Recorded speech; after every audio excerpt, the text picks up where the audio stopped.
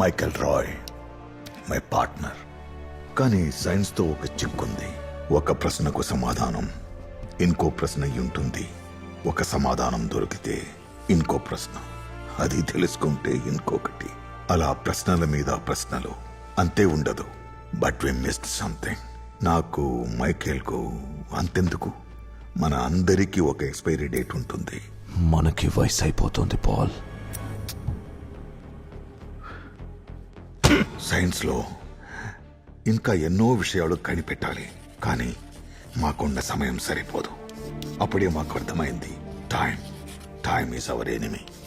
అప్పటి నుంచి all we thought about was time.